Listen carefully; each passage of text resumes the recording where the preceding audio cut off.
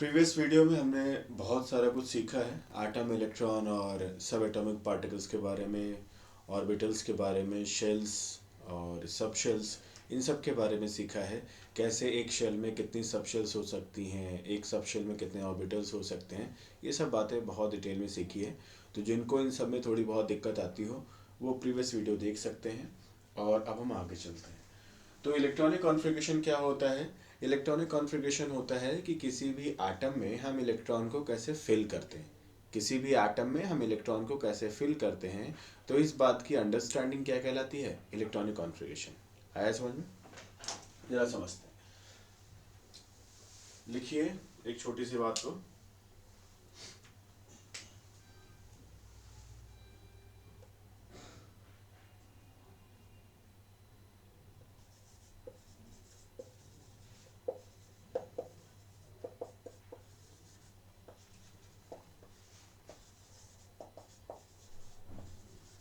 Electron is filled in a given atom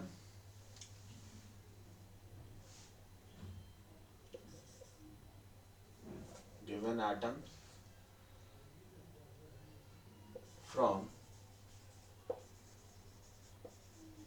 lower energy orbitals to higher energy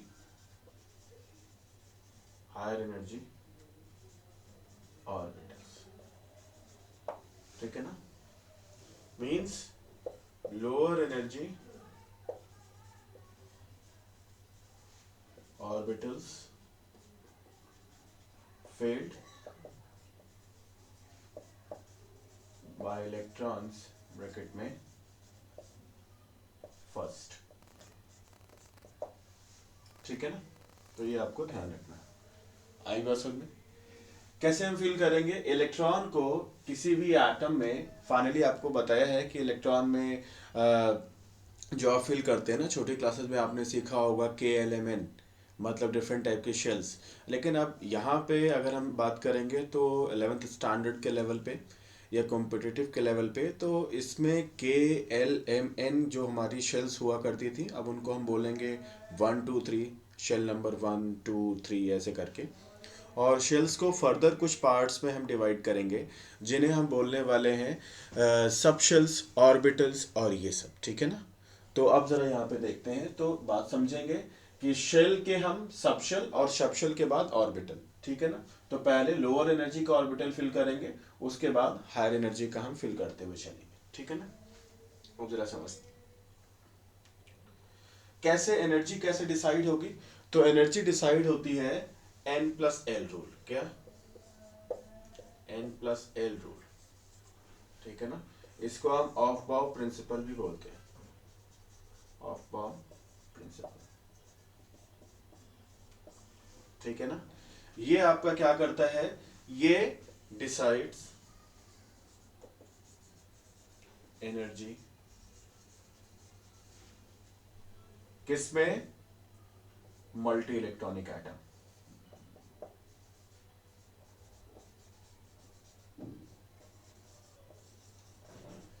अच्छा, ये multi electronic और uni electronic क्या है, कैसे डिसाइड करेगा?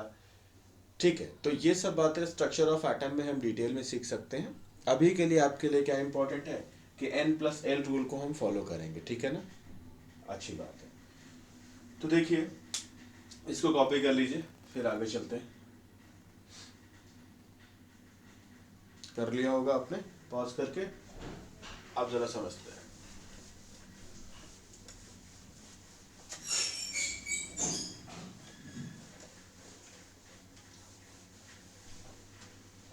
देखिए, कल आपको समझाया मैंने कि जो फर्स्ट शेल है, पहली शेल है, उसमें कौन सी सबशेल होती है? तो उसमें सबशेल होती है L=N-1 के फॉर्मूले से अगर आप यूज करेंगे ना, तो फर्स्ट शेल में आपको सिर्फ और सिर्फ L की वैल्यू जब 1 - 1 करोगे ना तो 0 आएगी, तो इसलिए 1s होगा। ये 1 बोले तो फर्स्ट शेल, S बोले तो फर्स्ट शेल की S सबशेल। जब सेकंड शेल में आप जाओगे तो 2 - 1 रखोगे ना, फॉर्मूला आपको पता होगा ना, कल बताया था L=N-1। तो n जो है वो शेल बताता है ना, तो शेल नंबर अभी 2 है, सेकंड शेल के लिए आप बात कर रहे हो, तो 2 - 1 करोगे तो एल की वैल्यू 1 आएगी। और डिफरेंट सबशेल्स के लिए आपको बता रखा है प्रीवियस वीडियो में कि एल की वैल्यू जो 1 होती है वो पी के लिए होती है। तो अगर पी सबशेल होगा तो उससे लोअर वाले तो सारे हो नहीं होने, मतलब सेकंड शेल में जो होगा वो 2s और 2p। ये 2 बोले तो सेकंड शेल का s, क्योंकि फर्स्ट शेल में भी तो s है ना, सेकंड शेल का s, और ये p बोले तो सेकंड शेल का p। समझ पा रहे हो? अगर फर्स्ट पे बात करोगे तो इसमें p नहीं होगा, आपको आइडिया होगा। और थर्ड में अगर बात करोगे तो जब थर्ड में 3 - 1 करोगे तो 2 आ जाएगा, मतलब वो सबशेल होगी मैक्सिमम जिसके लिए l की वैल्यू 2 है, और l की वैल्यू जो 2 है वो किसके लिए थी, वो थी d सबशेल के लिए। तो इस तरीके से उससे लोअर वाले सारे होंगे 3s 3p और 3d। आया समझ में? तो अब ये हमारे पास सबशेल्स आ गई, और ये सबशेल ठीक है ना, ये फर्स्ट शेल का s 2s 2p 3s 3p 3d, ये सारी हमारे पास सबशेल्स हैं। इन सबशेल्स में भी आपको ऑर्बिटल फाइंड आउट करने को मैंने सिखा रखा है पहले ही प्रीवियस वीडियो में। तो वो ये है कि जिनको नहीं पता हो, जिनको डाउट हो, वो जाके प्रीवियस वीडियो को एक बारी देख सकते हैं। तो जब हम बात करते हैं एस सबशेल की, तो यहाँ पे ऑर्बिटल जो होता है सिर्फ एक होता है, और पी में कितने होते हैं, तो पी में 3 होते हैं, और फिर एस में एक ही आएगा, और फिर पी में 3 आएगा, और फिर ये जो डी है इसमें आएंगे 5। ठीक है ना? और ध्यान दीजिएगा, ये जब हम लेफ्ट टू राइट जा रहे हैं ना, लेफ्ट टू राइट जा रहे हैं तो एनर्जी क्या हो रही है, बढ़ रही है। एनर्जी क्या हो रही है, इंक्रीजेस। ठीक है ना? अगेन मैं किसकी बात कर रहा हूं, मल्टी इलेक्ट्रॉनिक। किसकी बात कर रहा हूं, मल्टी इलेक्ट्रॉनिक। मल्टी इलेक्ट्रॉनिक बोले तो ऐसी स्पीसीज जिसमें क्या हो, मोर देन 1 इलेक्ट्रॉन हो। ठीक है ना? एटम कंटेनिंग मोर देन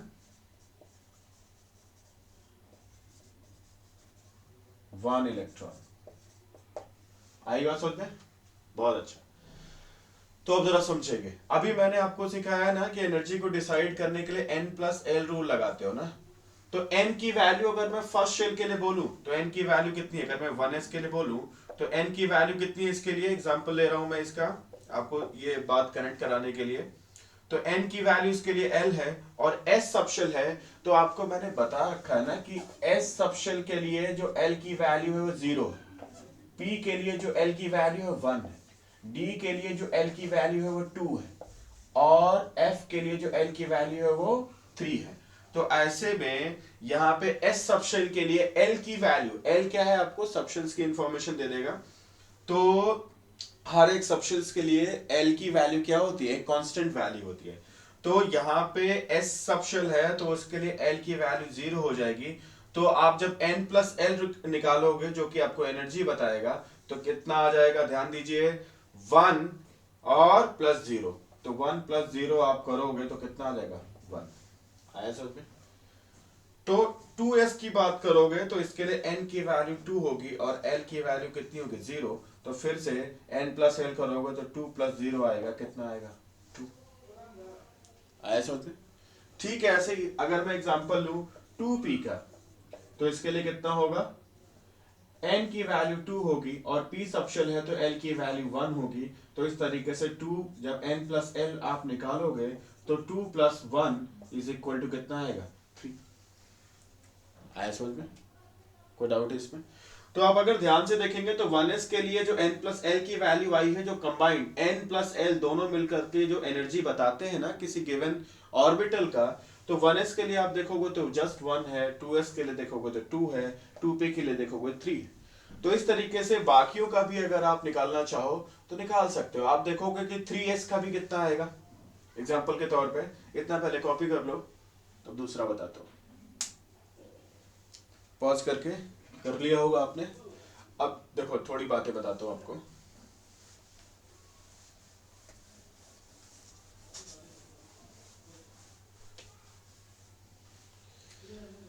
देखो अगर मैं बात करूं 3s की और 3p की, तो यहां पे n = 3 है, l = 0 है, तो n+l कितना आ गया, 3 + 0 = 3। यहाँ पे अगर मैं बात करूं, अच्छा कंपैरिजन जो मेरा है वो 3s और 3p का नहीं था, 3s और 2p का है, ठीक है ना। तो n की वैल्यू की बात करूं तो 2, l की वैल्यू की बात करूं तो 1, तो यहाँ पे n प्लस l रूल आपका कितना आ जाएगा, 2 प्लस 1 इज इक्वल टू 3। अब ध्यान से देखिए, आप बोलेंगे कि n प्लस l जो मिलकर के एनर्जी बताते हैं मल्टी इलेक्ट्रॉनिक स्पीसीज में, दोनों के लिए कितना है, 3 है, इसके लिए भी 3 है, इसके लिए भी 3 है। तो अब किसकी एनर्जी ज्यादा होगी, तो ध्यान दीजिएगा जब n प्लस l की वैल्यू मल्टी इलेक्ट्रॉनिक स्पीसीज में सेम आ जाए तो फिर उसकी एनर्जी ज्यादा होती है जिसका n का वैल्यू ज्यादा हो, जिसका शेल नंबर क्या हो, ज्यादा हो। जैसे कि यहाँ पे 3s की ज्यादा है, तो इसीलिए आप देख सकते हैं कि 2s 2p के बाद 3s आया है। समझ पा रहे हैं, 3s में n की वैल्यू 3 है और 2p में n की वैल्यू क्या है, 2 है, इसलिए मोर एनर्जी किसकी होगी, 3s की। आई बात समझ में, बहुत बढ़िया। तो ये आपने सीख लिया। अब इलेक्ट्रॉनिक कॉन्फ़िगरेशन करना जरा सीखते हैं कि ये सब जानने के बाद एनर्जी और बाकी सारी बातों को, अगर मैं बात करूं कार्बन की, तो कार्बन का जैसे कि ऑर्गेनिक केमिस्ट्री के लिए सब हम बेसिक सीख रहे थे ना, तो कार्बन का अगर एटॉमिक नंबर की बात करूं तो 6 होता है, तो यहां पे क्या हो जाएगा, 1s2 2s2 2p2। आपको मैंने बता रखा है प्रीवियस वीडियो में, ये 6 क्या है, नंबर ऑफ प्रोटॉन, ठीक है ना, ये सब बहुत डिटेल में बताया गया है। और प्रोटॉन है तो न्यूट्रल है, तो यहाँ पे नंबर ऑफ इलेक्ट्रॉन के इक्वल होगा, ये सब बातें एक्सप्लेन कर चुका हूँ। नंबर ऑफ इलेक्ट्रॉन के इक्वल होगा मतलब यहाँ पे 6 प्रोटॉन है तो 6 इलेक्ट्रॉन ही होगा। और 6 इलेक्ट्रॉन को आप कैसे फिल करोगे, यानी कि इसके पास कितने इलेक्ट्रॉन है, इसके पास 6 इलेक्ट्रॉन है, तो 6 इलेक्ट्रॉन को कैसे फिल करोगे, ध्यान दीजिए। प्रीवियस वीडियो में आपको समझाया है कि हर एक ऑर्बिटल में मैक्सिमम आप कितने इलेक्ट्रॉन फिल कर सकते हो, 2। आया समझ में। जैसे कि अगर 1s की बात करोगे, सबसे पहले इसकी एनर्जी सबसे कम है, तो इलेक्ट्रॉनिक कॉन्फ़िगरेशन का मतलब ही यही है कि लोअर एनर्जी का ऑर्बिटल पहले फिल करो, देन हायर एनर्जी का फिल करो। तो यहाँ पे आप 1s में 2 इलेक्ट्रॉन फिल करोगे, फिर 2s में 2 फिल कर दोगे, टोटल आपके पास 6 है। तो यहाँ पे देखो मैंने ये इलेक्ट्रॉन की फिलिंग इस तरीके से होती है, ठीक है ना, इसके बारे में भी बात कर चुका हूं मैं। दो आपने यहाँ एक इस तरीके से, दूसरा ये और ये, दो दो फिल कर दिए। अब बचे कितने, 2, तो 2 वो, एक यहाँ एक यहाँ। ध्यान दीजिएगा ये ऑर्बिटल्स जो है इनकी एनर्जी क्या है, सेम है, इनकी एनर्जी क्या है, सेम, इनकी एनर्जी सेम है। तो जब सेम एनर्जी का ऑर्बिटल जब होगा ना, तो उसमें इलेक्ट्रॉन को पहले सिंगल सिंगल फिल करेगा और बचेगा अगर इलेक्ट्रॉन आपके पास और भी, तो फिर पेयरिंग कर देंगे। इसके बारे में डिटेल में स्ट्रक्चर ऑफ एटम में हम सीखेंगे, अभी के लिए हमें इतने से काम करना होगा। तो ये बात आपको समझ आ गई होगी। चलो एक तो और एग्जांपल मैं ले लेता हूं, और इसको कॉपी कर लो जल्दी से, फिर और एग्जांपल लेता हूं। बढ़िया, पॉज करके आपने कर लिया होगा।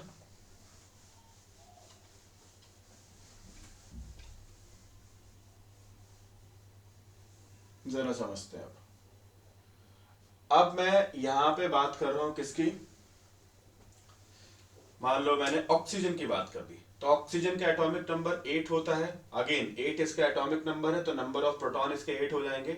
और न्यूट्रल है, कोई चार्ज नहीं दिख रहा है, तो 8 पॉजिटिव तो है। और न्यूट्रल फिर कैसे हो सकता है, क्योंकि इसके पास 8 नेगेटिव भी होगा, तो इसके पास इलेक्ट्रॉन कितने हो गए, 8 इलेक्ट्रॉन। कैसे फिल करोगे, ध्यान दीजिएगा।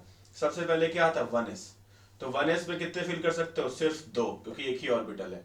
तो ये देखो, ये 1 बोले तो ये शेल बताता है, 1 क्या बताता है, शेल। एस क्या है, फर्स्ट शेल की एस सब शेल। और ये 2 क्या है, फर्स्ट शेल की एस सब शेल में आपने 2 इलेक्ट्रॉन फिल किया है। तो ये जो ऊपर आप देखते हो ना, ये नंबर ऑफ इलेक्ट्रॉन होते हैं। आई बात समझे। अब 1s के बाद क्या आता है, 2s में एक ही ऑर्बिटल, कितना भर सकते हो इलेक्ट्रॉन, सिर्फ 2। 2p आ गया 2s के बाद, क्योंकि 2p अब पूरा 2s आप पूरा फिल कर चुके हो, तो 2p आएगा। और 2p में कितने ऑर्बिटल्स, 6।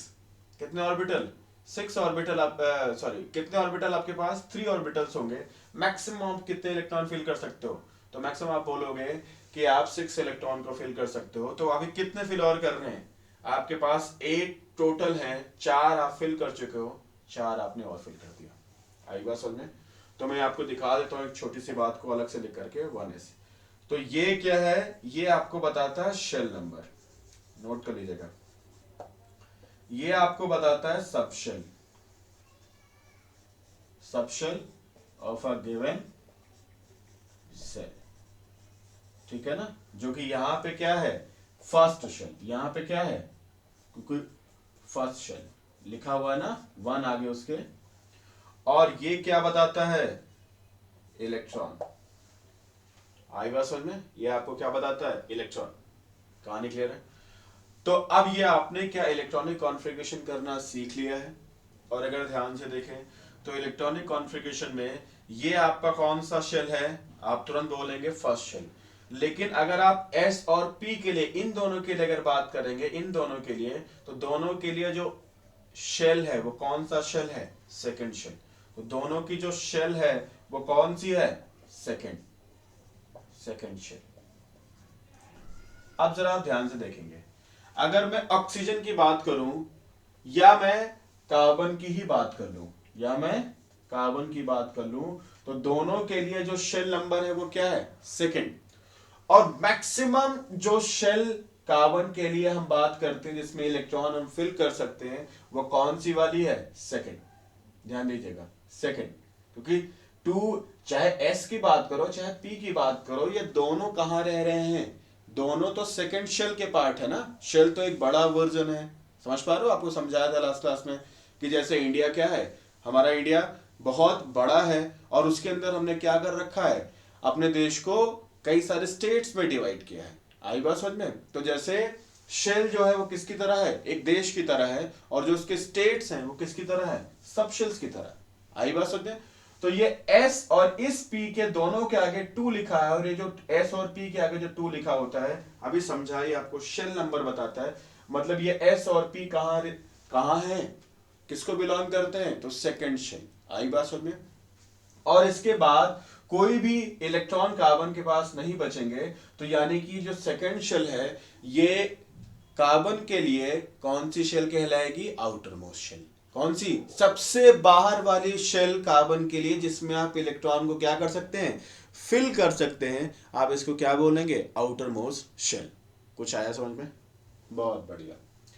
तो आप जरा ध्यान से देखिएगा, ध्यान से देखिएगा, कार्बन की आउटर मोस्ट शेल ये है ना, S और P सब शेल्स है, सेकंड शेल इसकी आउटर मोस्ट शेल हो गई, ठीक है ना। तो आप जरा ध्यान से देखिए, यहां पे लिख दे रहा हूं, ये जो n इज इक्वल टू 2 है, ये इसकी क्या है, सेकेंड शेल, और यही इसकी क्या है, आउटर मोस्ट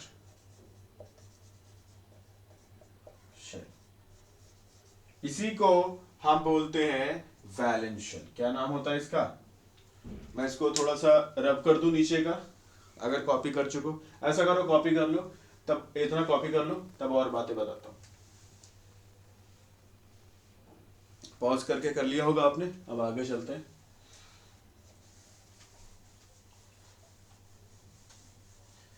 देखिए जरा ध्यान से, तो आउटर मोस्ट शेल को हम, दूसरा नाम इसका क्या देते हैं, वैलेंस शेल।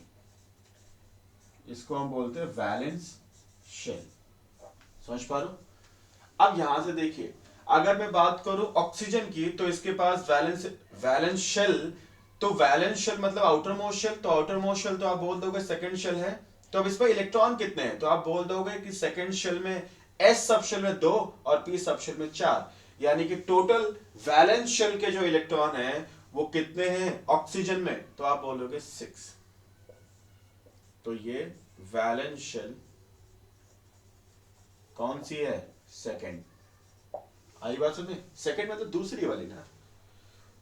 और वैलेंस शेल इलेक्ट्रॉन कितने हो गए, वैलेंस शेल इलेक्ट्रॉन, या कई बार इसको सिर्फ वैलेंस इलेक्ट्रॉन बोलते हैं। तो ये कितने हो गए, तो आप तुरंत आंसर करोगे, कितने हैं इसके, 2 4 6, ठीक है ना।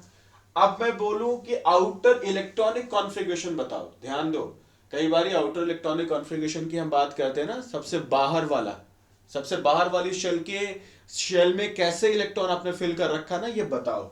तो ये कैसे बताना पड़ेगा, ध्यान दीजिएगा।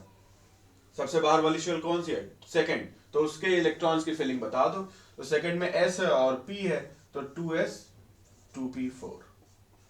ये इसका क्या है, आउटर इलेक्ट्रॉनिक कॉन्फ़िगरेशन। क्या इसका है, आउटर इलेक्ट्रॉनिक कॉन्फ़िगरेशन। ये कॉन्फ़िगरेशन है, ठीक है ना, शॉर्ट में लिख दिया मैंने उसको, उम्मीद है आप समझ जाओगे। ठीक है, तो बची हुई चीजें कॉपी कर लो। तो ठीक है, ऐसे क्या आप बता सकते हो कि कार्बन के पास कितने वैलेंस इलेक्ट्रॉन होंगे और इसका आउटर इलेक्ट्रॉनिक कॉन्फ़िगरेशन क्या बता सकते हो? बिल्कुल सही है, 2s2 2p2 इसका आउटर इलेक्ट्रॉनिक कॉन्फ़िगरेशन होगा और वैलेंस इलेक्ट्रॉन कितने होंगे, 4। ठीक है ना, आपने कॉपी कर लिया होगा, पॉज कर लीजिए। अब मैं अगली बात बताता हूं आपको।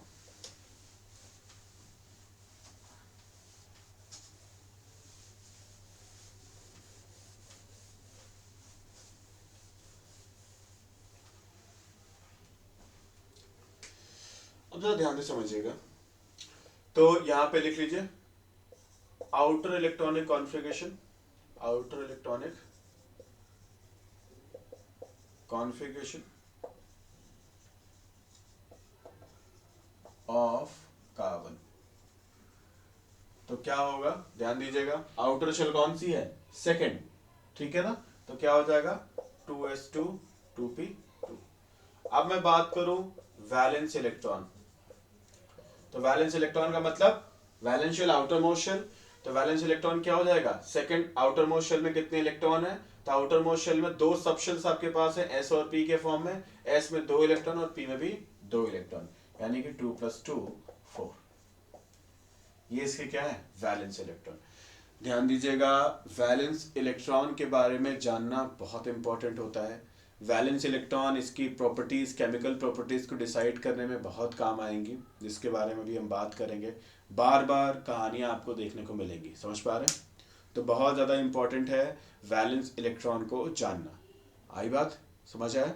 जैसे वैलेंस इलेक्ट्रॉन आप वही समझ लो, एक ऐसी बात समझ लो कि आप किस जगह को बिलोंग करते हो, समझ पा रहे हो? तो आप जिस जगह पे पले बड़े होते हैं ना, जहाँ पे आप रहे होते हैं सालों तक, तो वहाँ की बोलने का ढंग, वहाँ के रहने का ढंग, समझ पा रहे हो? वहाँ के एटमॉस्फेयर के बारे में, उसकी एडेप्टेशन आप क्या करते हो, एक्वायर कर लेते हो ना आप टाइम के साथ, समझ पा रहे हो? तो उस एक पैटर्न पे, तो आपके बोलने के ढंग से कई बार बताया जा सकता है ना आप कहाँ को बिलोंग करते हो, समझ पा रहे हो, या आपके रहने के ढंग को।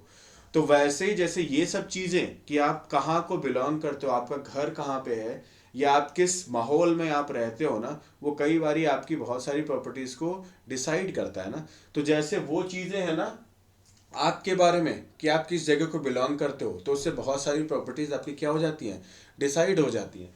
तो वैसे ही मैक्सिमम केसेस में, तो वैसे ही यहाँ पे जो वैलेंस इलेक्ट्रॉन होते हैं वो किसी भी एटम के बारे में बहुत सारी कहानी आपको बताते हैं। तो टाइम के साथ मैं आपको बताता चलूंगा, अब इसको जरा ध्यान दे लीजिए।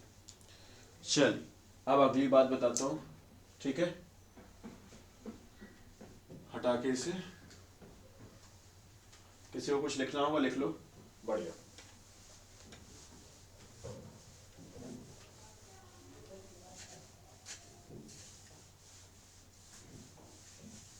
नेक्स्ट, अगर मैं बात कर दूं कभी, ये तो नॉर्मल वाले हो गए, अगर मैं बात कर दूं आपसे एक छोटी सी, और वो है कि कार्बन है और कार्बन के ऊपर एक माइनस है। कार्बन है और कार्बन के ऊपर क्या है, एक माइनस है। आए बात सुनने, आपके पास क्या है, आपको मैंने कार्बन दे दिया है, ठीक है ना, आपको मैंने कार्बन दे दिया है और कार्बन के ऊपर साथ साथ में क्या दे दिया, एक माइनस दे दिया। अब क्या करोगे भाई, कैसे करोगे इस क्वेश्चन को सॉल्व? तो आप ध्यान देंगे, आपको मैंने बताया है कि कार्बन का ये जो ये 6 लिखा होता है, ये क्या होता है, ये नंबर ऑफ प्रोटॉन होता है, नंबर ऑफ प्रोटॉन, जो कि कितने यहाँ पे 6, मतलब 6 पॉजिटिव इसके पास है। क्या, ध्यान दीजिए, 6 पॉजिटिव इसके पास है। हाँ, तो भाई यहाँ पे 6 पॉजिटिव दिखना चाहिए था ना, आपको क्या उम्मीद है कि भाई 6 पॉजिटिव, नंबर ऑफ प्रोटॉन जो होता है, पी फॉर प्रोटॉन, प्रोटॉन पे देखो पॉजिटिव चार्ज होता है, तो आप बोलोगे कि भाई कार्बन के पास जब 6 पॉजिटिव चार्ज है ना, तो पॉजिटिव दिखने चाहिए ना, आपको दिख तो नहीं रहा यार मुझे। अच्छा, क्यों नहीं दिख रहा, जरा समझो। क्योंकि जब न्यूट्रल होता है कार्बन तो उसके पास आपको अभी समझाया कि 6 इलेक्ट्रॉन भी होते हैं, इसलिए क्या होता है ये न्यूट्रल, इसलिए क्या होता है न्यूट्रल। अच्छा समझ आ गया। लेकिन अब यहां पे जो नेगेटिव है ये क्यों है? तो नेगेटिव इसलिए है क्योंकि इलेक्ट्रॉन आपके पास जो नेगेटिव वाले पार्टिकल्स हैं वो अब इतने ज्यादा हो गए ना कि कम से कम वो 6 प्रोटॉन को तो बैलेंस कर ही चुके हैं। पॉजिटिव आप जानते हो ना नेगेटिव को बैलेंस कर देता है, समझ पा रहे हो ना? बहुत अच्छा। तो 6 इलेक्ट्रॉन 6 प्रोटॉन को तो बैलेंस कर ही चुका है, साथ में एक एक्स्ट्रा भी है, यानी कि एक नेगेटिव आपको दिख भी रहा है। तो एक नेगेटिव दिखने का मतलब क्या है कि जो इलेक्ट्रॉन है वो प्रोटॉन से एक यूनिट क्या है ज्यादा। यानी कि इस गिवन सेटअप में अगर मैं बात करूंगा तो इस गिवन सेटअप में आपको देखने को मिलेगा यहां पे इलेक्ट्रॉन कितने होंगे, ध्यान दीजिए, जितने प्रोटॉन है उतने तो है ही, साथ में एक उतने तो चाहिए इसलिए कि ताकि न्यूट्रलाइज कर सके, साथ में एक इलेक्ट्रॉन अपना इंपैक्ट दिखा भी रहा है। तो कितने होंगे 6 + 1 यानी कि 7। आई बात सुनने, कोई दिक्कत? समझ आ गया। एक और एग्जांपल लेते हैं, ऑक्सीजन। तो ऑक्सीजन में अभी आपने सीखा कि क्या होता है, ये नंबर ऑफ प्रोटॉन होता है, न्यूट्रल है, कोई चार्ज आपको नहीं दिख रहा। इसका मतलब जितने पॉजिटिव हैं 8 पॉजिटिव है, एक भी पॉजिटिव आपको दिखाई नहीं दे रहा, मतलब ठीक उतने ही नेगेटिव भी हैं। तो 8 नेगेटिव है, ये मेरा 8 है, कुछ खास तरीके से बनता है, ध्यान दीजिएगा। कभी कभी कुछ लोगों को थीटा भी लग जाता है, तो आप टाइम के साथ इसको अडेप्ट कर जाएंगे, ऐसा मैं उम्मीद करता हूँ। तो 8 प्रोटॉन है तो 8 इलेक्ट्रॉन है। अब अगर मैं बात कर दूं O-2 की, देखो इसको कई बार ये ऐसे लिखते हैं, कई बार इसको O2- लिखते हैं, और कई बार इसको लिखते हैं O-। ये तीनों चीजें सेम है, ध्यान दीजिएगा। O-2 O2- O-, तीनों चीजें क्या है सेम है। अब देखो ध्यान से, अगेन एटॉमिक नंबर तो 8 ही होगा, तो इसका मतलब 8 पॉजिटिव है, समझ आया? अब 8 पॉजिटिव की जगह पे 8 नेगेटिव होगा तब तो 0 चार्ज होगा, न्यूट्रल होगा। अब साथ में आप देख रहे हो 2 नेगेटिव डोमिनेट कर गए, 2 नेगेटिव आपको दिख रहे हैं, 2 नेगेटिव आपको दिख भी रहा है। इसका मतलब जितने पॉजिटिव है उतना तो नेगेटिव है ही है, साथ में उससे 2 ज्यादा भी है। तो इलेक्ट्रॉन इसके पास कितने होंगे 8 + 2 यानी कि 10। ये 8 है, 8 + 2 यानी कि 10 इलेक्ट्रॉन्स इसके पास होंगे। समझ आ गया? नोट कर लीजिए। ठीक है, आपने पॉज करके नोट कर लिया होगा। अब एक दूसरा केस मैं आपको दिखाता हूं।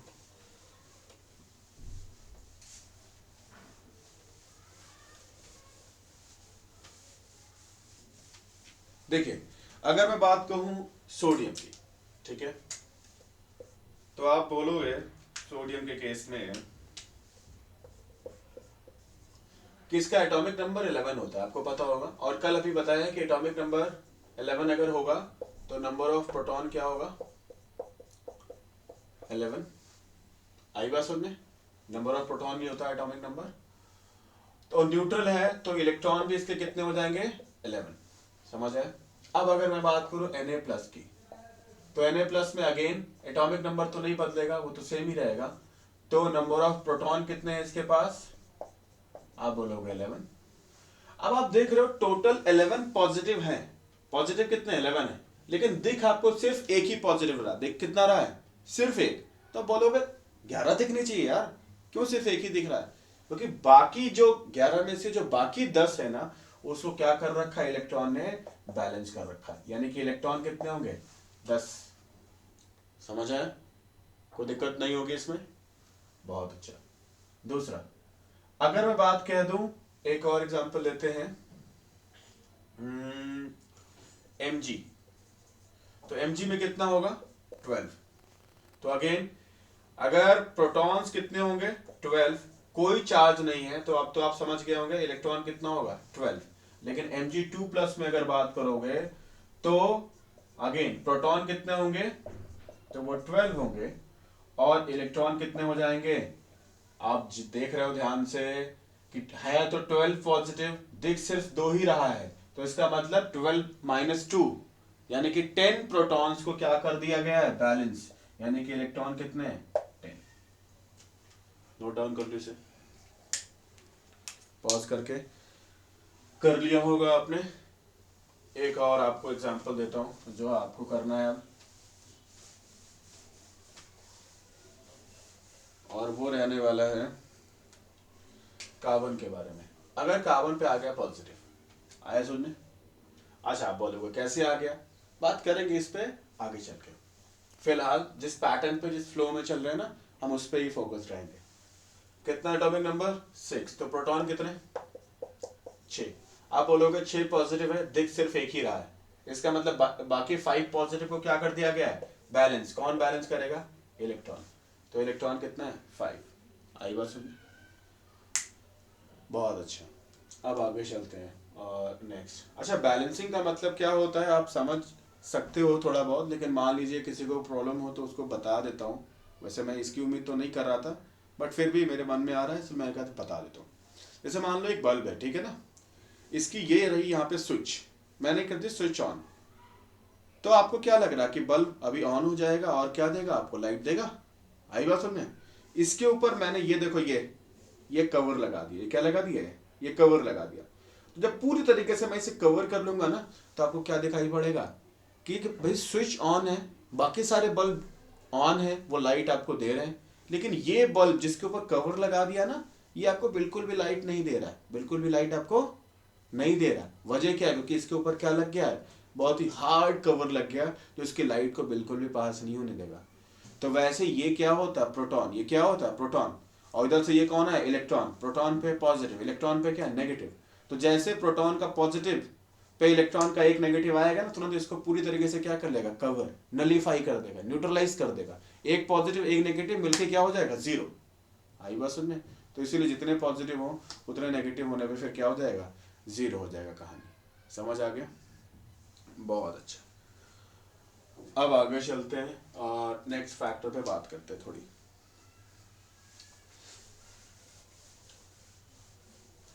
तो ये सब आप सीख गए। अब जैसा कि ऑर्गेनिक केमिस्ट्री हमारा चल रहा था, उसकी कुछ बेसिक्स हमें चाहिए थे, तो उसके लिए हम यहाँ पे आ गए थे बात करने के लिए। अगर मैं बात करूं आपसे कि क्यों भाई ऑर्गेनिक केमिस्ट्री, मतलब क्यों इतना, उसके जो आपको पता होगा ना कि ऑर्गेनिक केमिस्ट्री में हम क्या पढ़ते हैं, कार्बन और इसके कंपाउंड्स के बारे में पढ़ते हैं ना, कि कैसे कार्बन डिफरेंट टाइप के कंपाउंड्स बनाता है, और फिर उसकी क्या क्या केमिकल फिजिकल प्रॉपर्टीज होती हैं, कैसे वो आपस में एक कंपाउंड से दूसरा कंपाउंड कैसे हम बनाते हैं ना। आई बात समझ में? तो यही सब तो हम ऑर्गेनिक केमिस्ट्री में पढ़ते हैं ना। तो अब पॉइंट यहाँ पे ये है कि ऑर्गेनिक केमिस्ट्री क्यों, मतलब क्यों पढ़ रहे हैं इतना सब कुछ। आई बात समझ में? एक कार्बन इतना इंपॉर्टेंट क्यों हो गया कि उसके बेसिस पे एक आपने पूरी पूरी ब्रांच ऑफ केमिस्ट्री बना दी। आई बात समझ में? तो बात करेंगे नेक्स्ट वीडियो में।